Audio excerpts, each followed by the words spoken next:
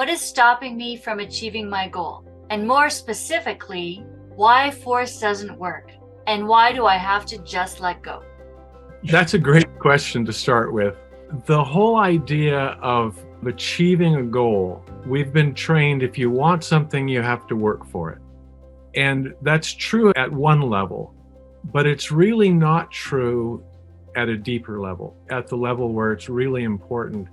It's not true at all that to accomplish more, you have to work more.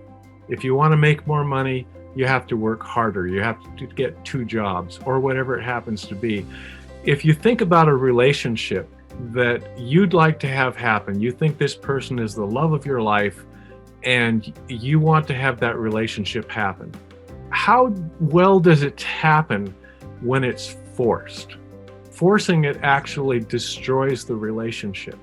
Most of you have had that experience, and you may be on the receiving or the giving end of that relationship, but you know that if you're in a relationship and you feel like the other person's trying to force themselves on you, it doesn't work. Or if you're the person that is obsessed with another person and you think you're in love with them and you try to make it work, you end up wondering what went wrong.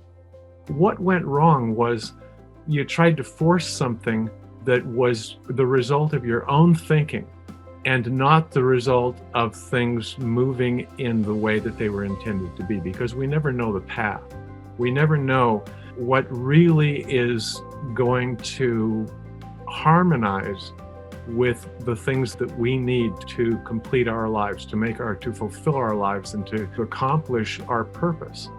We have no idea what that path is. But the important point is it doesn't happen by forcing. Wallace Wattles said to get rich, you have to have a creative mind and not a competitive mind.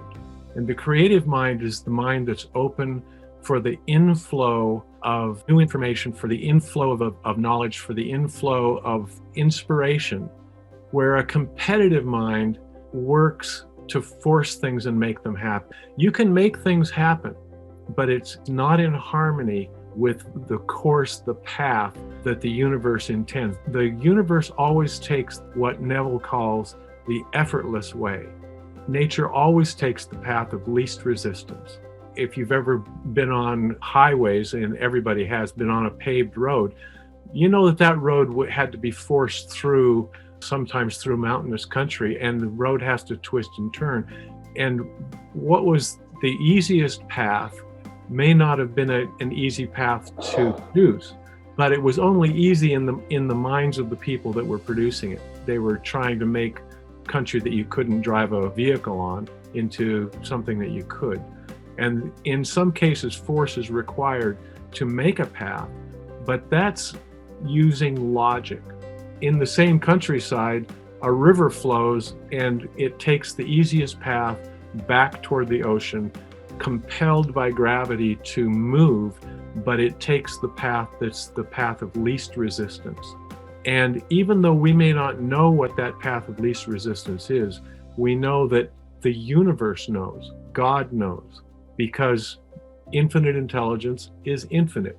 All of the knowledge that's ever been in the past, that ever will be in the future, is here right now in the present. Everything is here. All the knowledge is here. All of the understanding about how to get from point A to point B, even though it's not logical, and sometimes it takes surprising twists and turns, that path from point A to point B. Everybody's been along that path. It takes surprising twists and turns that you could never predict. You were drawn by an energetic field to this place, and by a yearning in your heart that was in harmony with that invisible field. You're here because you chose to surrender your own logic to the feelings of your heart. And really, when you make a choice based on the feelings of your heart or your gut feeling, and not the analytical mind, the conscious mind that thinks it knows everything, and absolutely, it doesn't know nothing, but it's really close to nothing. Our senses are very limited, and our mind, our conscious mind, is a receiver for our senses. We don't have the ability to sense only a tiny fraction of what's out there. How could we possibly think that force was going to help?